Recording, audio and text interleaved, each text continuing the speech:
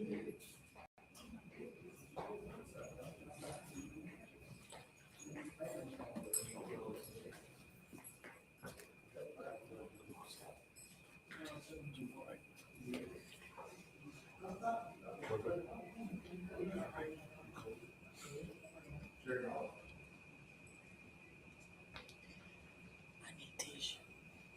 already about to cut up.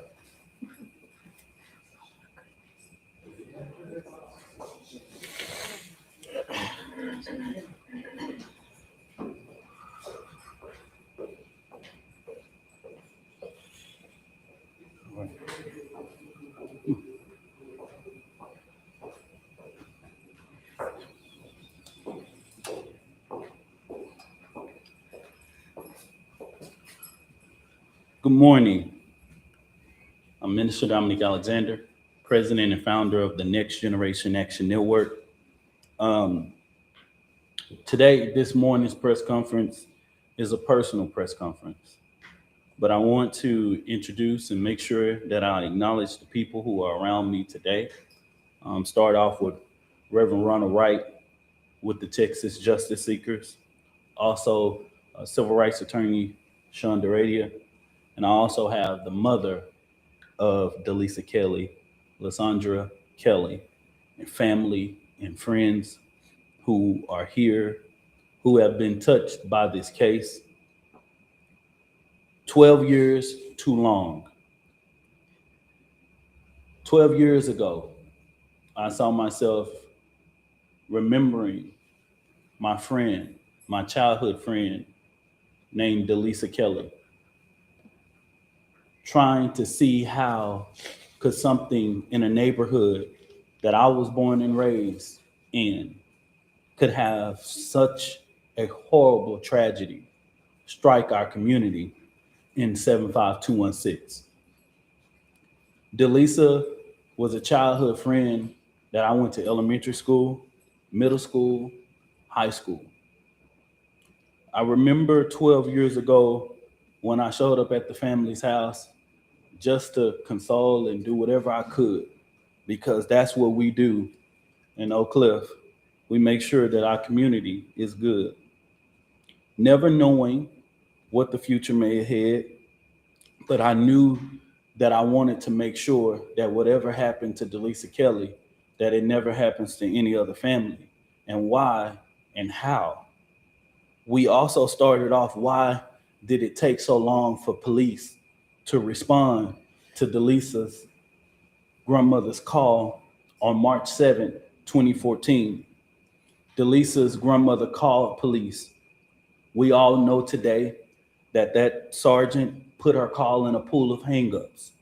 We know that it took all the way from Friday to Tuesday for Dallas Police Department to be able to understand that it actually made an error.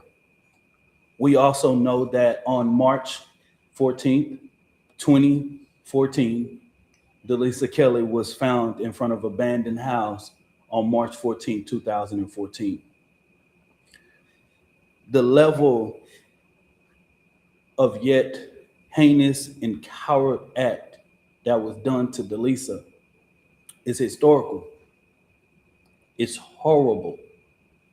I remember this family had the courage to open up the casket, to let the world see what happened to D'Lisa.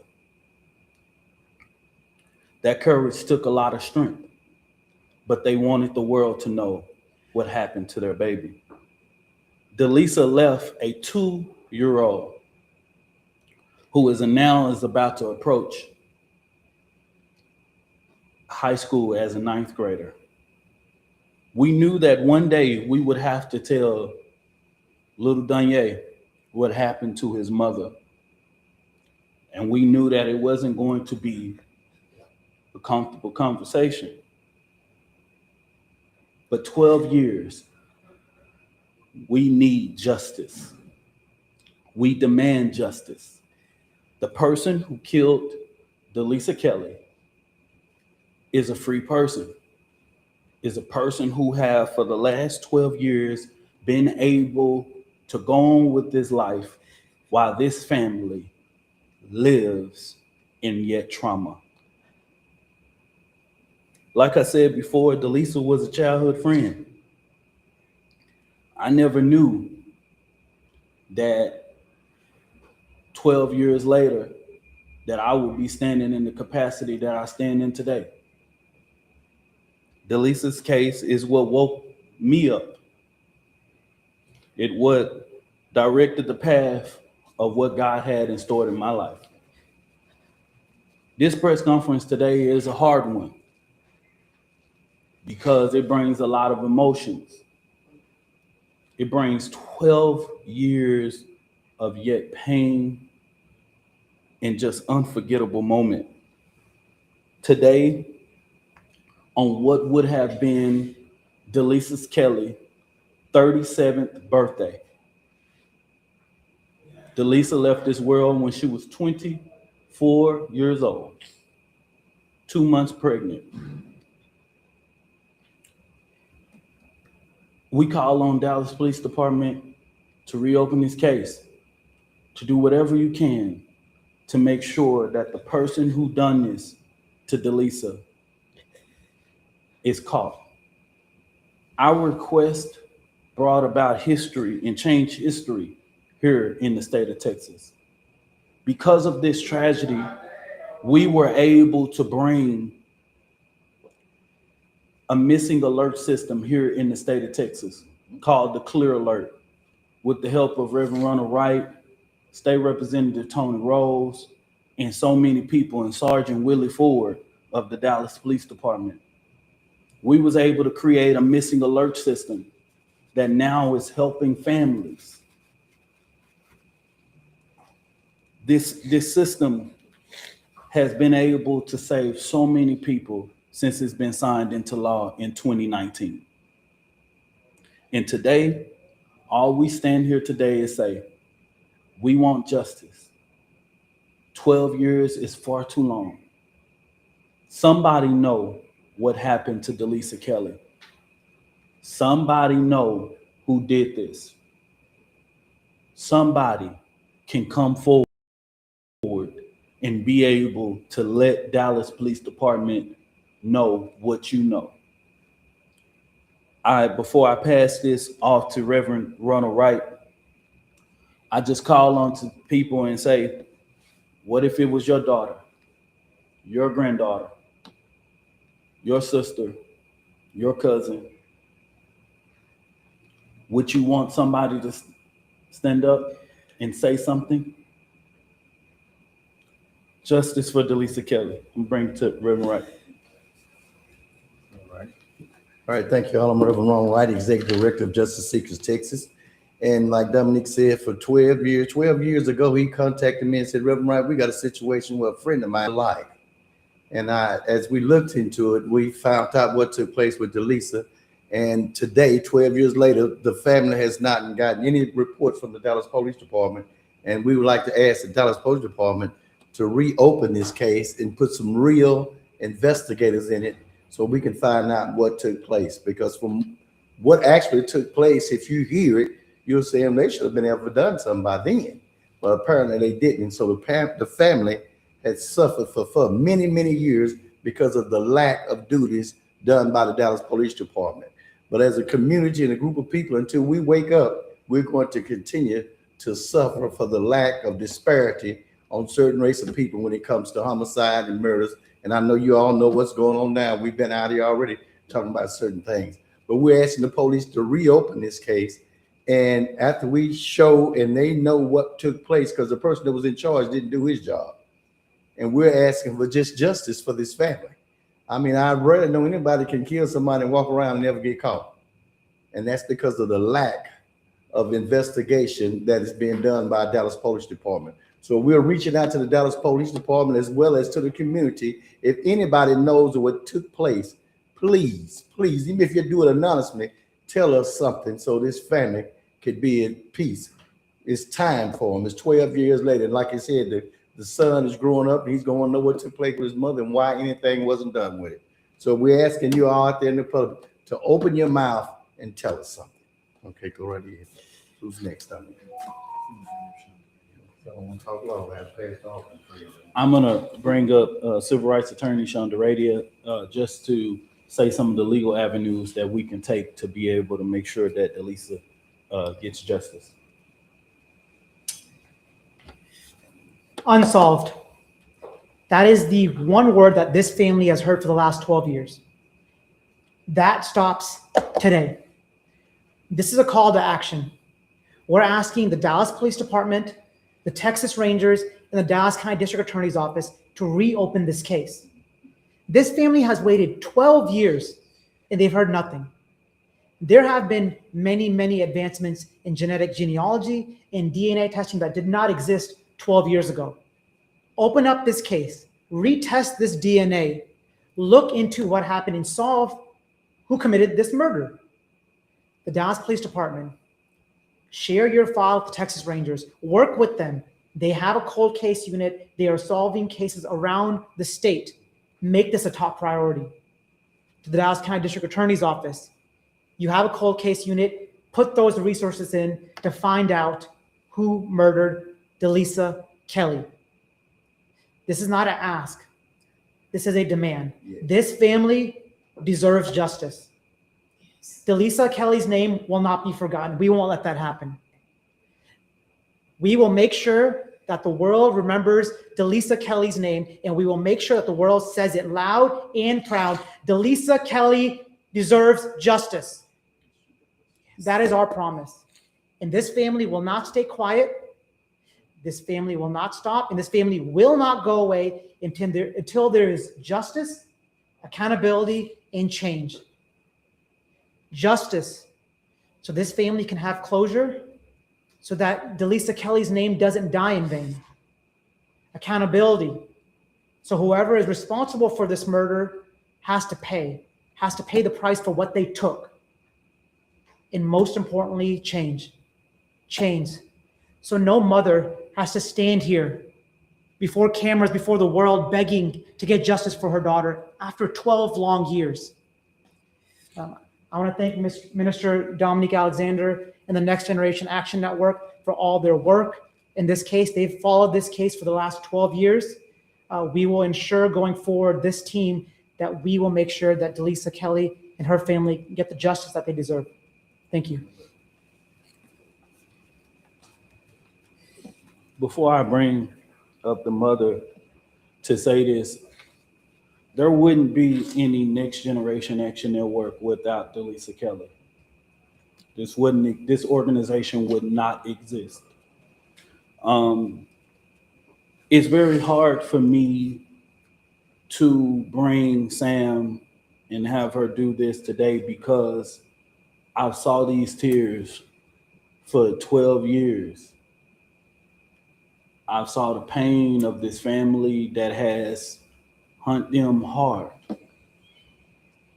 And I want people to really connect. And for some people that don't know nothing about this case, for some of the people that they remember where they were or they remember this great tragedy at that time, we're committed to making sure that justice is served in this situation.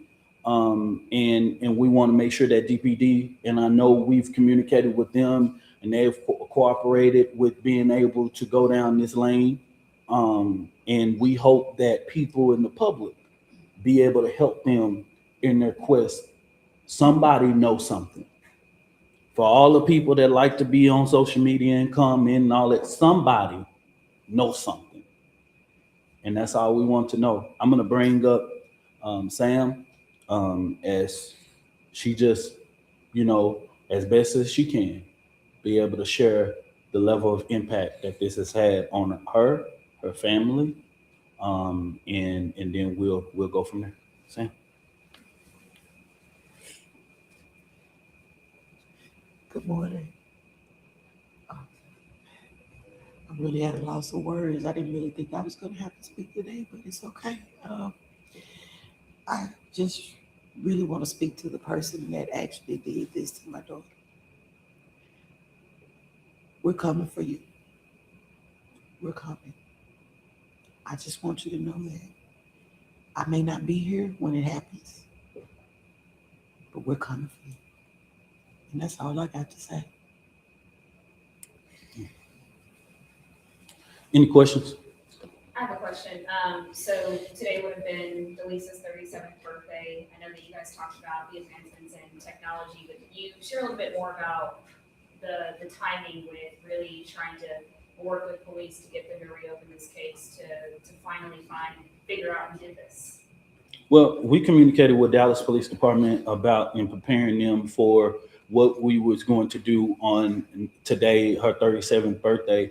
And of course, we know that the current police chief wasn't here at the time. So it's also to, educate him on it, right?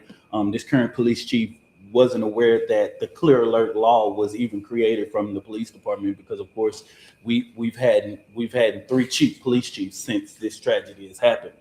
And he expressed his interest in being able to retest and do all those things. And of course, I know I will leave it on you guys to communicate with DPD as to where their investigation is going to be and what they're going to do going forward.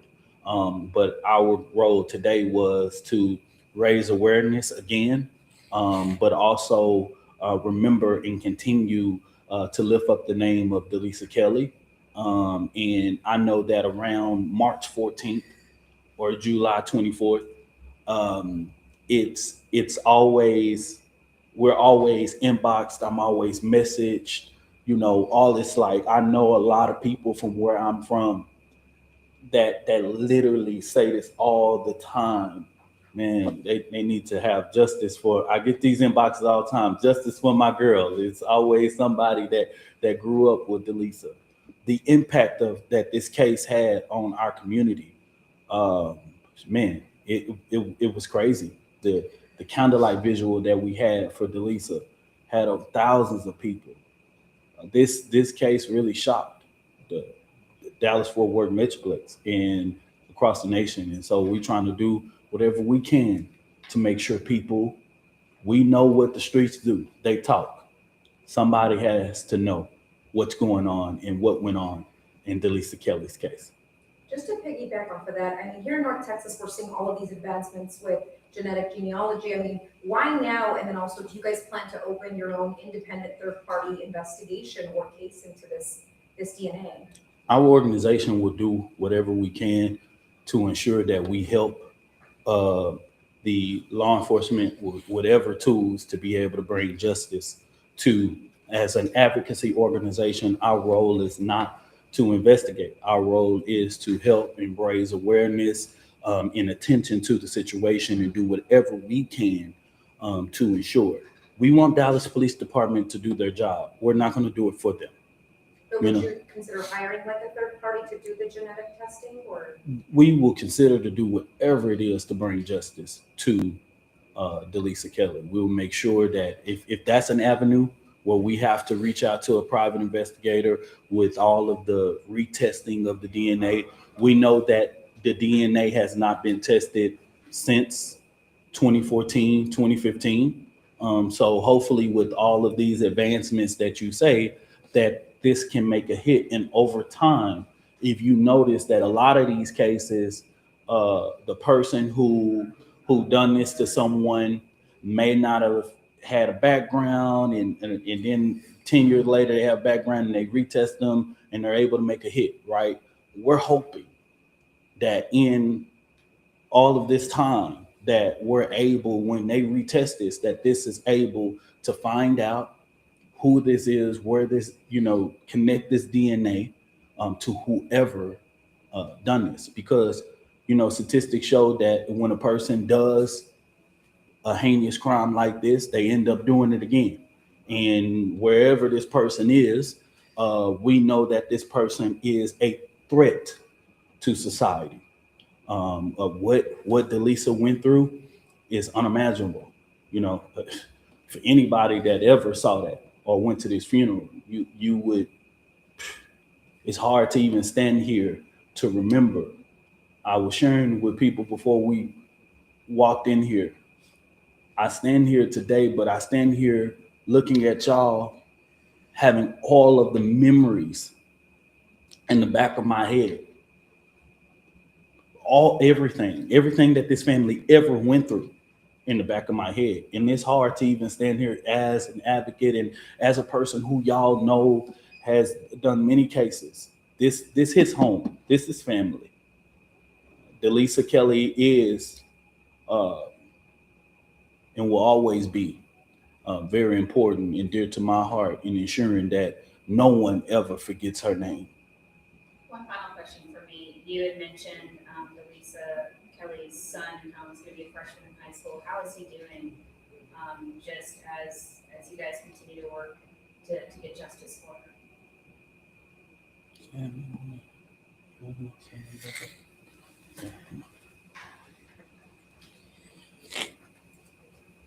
He's developing quite well. He's not an active kid. He's a gamer. Very tall. He wears a size 13. Very sweet. But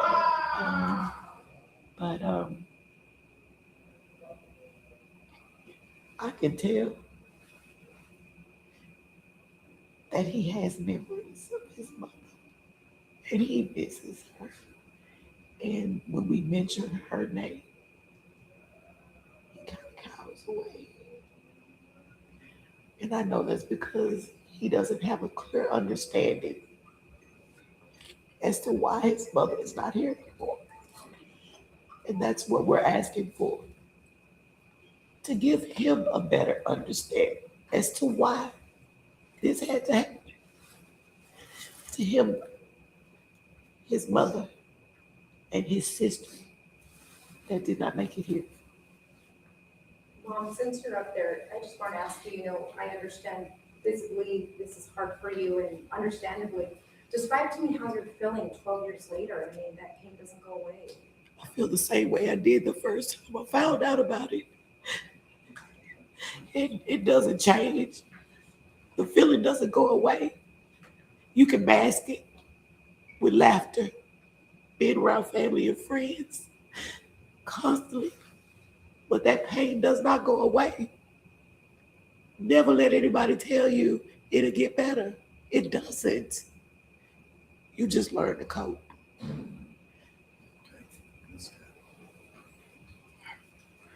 Alrighty. At the we want justice. We want justice for D'Lisa Kelley. We want to make sure that we raise awareness and we ask, and this is my final plea to the public. If you know something, say something. I just say this: if it was your daughter, your granddaughter, your sister, your cousin, your friend, what would you want someone else to do? We hope that the DPD and federal law enforcement agency, and as well as state law enforcement agencies, do everything they can to solve this case. Today, we say a happy heavenly birthday to D'Lisa Kelley, to D'Lisa Michelle Kelley. We remember her, we love her, and we will continue to make sure that her legacy lives on forever. And thank y'all for coming here today. And I pray that y'all continue to pray for the Kelley family, their friends, because this ain't easy at all to remember 12 years later. Thank y'all.